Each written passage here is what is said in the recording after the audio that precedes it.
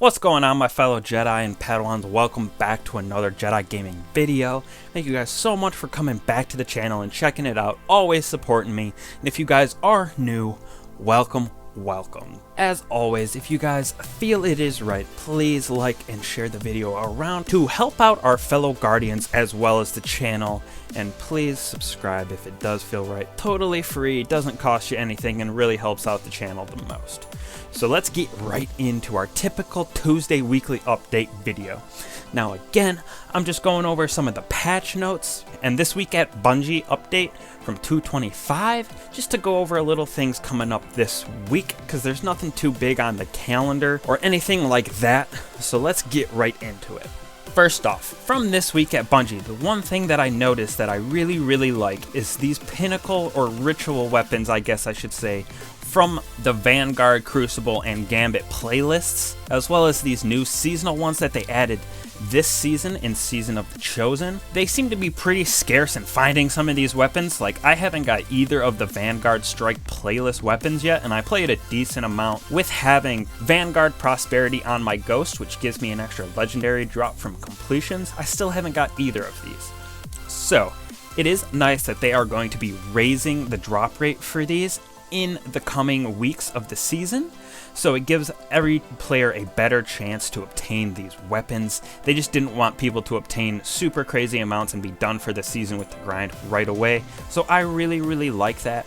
And they plan on adding more into this pool of future ritual weapons throughout each of the playlists, so that's really cool. We're gonna get refreshed weapons for each Gambit, Vanguard, and Crucible in each season, it seems like, or at least addition. Maybe not a refresh, but keep adding additional weapons, which is amazing.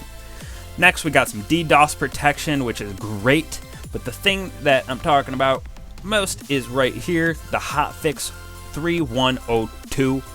We're gonna have some downtime today at 11:45 my time Eastern until noon at reset, so be prepared for some little challenges logging back on once the servers reset at noon EST. Let's take a look at some of these hotfixes. Barrier Colossals in Battlegrounds. They will no longer mosey outside of their shields. Okay. Little hotfix with focusing lenses will now allow players to focus on little engrams. Oh, that's cool. Beneficial monitors in the does not work as intended. Okay, nice. That's good. Didn't know that they weren't working in all seriousness. Presage completion.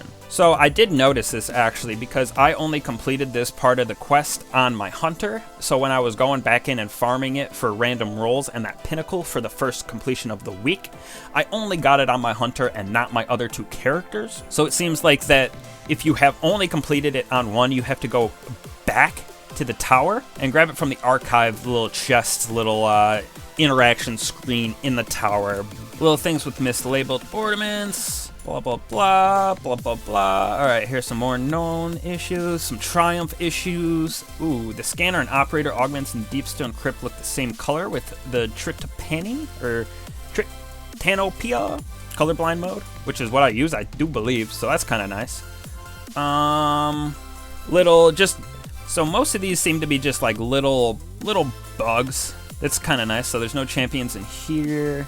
That's just a little update for us, players who killed the Fallen S.A.B.E.R in the Strike, and then die may see darkness screen, which cannot be restarted. As a result, players can reload into the block state, and then this issue is also occurring on the Hollowed.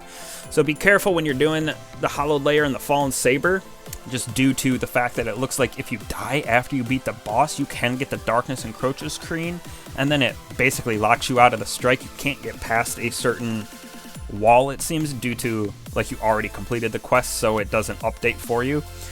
And then that is it looks like, for hot fixes. So most of them just seem to be like little bugs that were not breaking the game, but made the game more challenging and wasn't giving certain triumphs and rewards correctly. So it's always nice that they're fixing these so much, and that's because of that new engine that they brought in. They're able to do so much more of these hot fixes so fast, which is amazing. And finally, talking about the Fallen S.A.B.E.R Strike this week, we have double Nightfall rewards all week, and then on the weekend we have double Platinum rewards. So that means extra upgrade materials for everybody. Golf balls, Ascendant Shards, Ascendant Prisms, everything.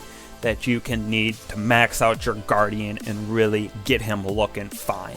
So that is it for me. There isn't much new this week coming. Just make sure that you're grinding out those Nightfalls this week for that double loot, especially on the weekend starting on Friday. We will see also if Trials comes back this weekend with the Hake emblem controversy. So we will see how that goes. Not that I'm like a big Trials player, but I know the community is kind of sad about it. And a lot of players, almost 70% of flawless players last week, were using this win trade system. So I'm glad that they disabled it, just for the fact that it's making it more challenging in the future for Guardians to go flawless, which that's how it should be. People shouldn't be able to just get flawless for just literally going in and trading wins with burner accounts and the real accounts. That's just some scummy stuff, and I'm glad it's being resolved. So thank you guys so much for watching. I really appreciate it, and once again, if it feels right, please like, share, and subscribe. It means the most to me, and it helps out our fellow Guardians a bunch. So thank you guys so much, and I'll catch you guys in the next one. Peace.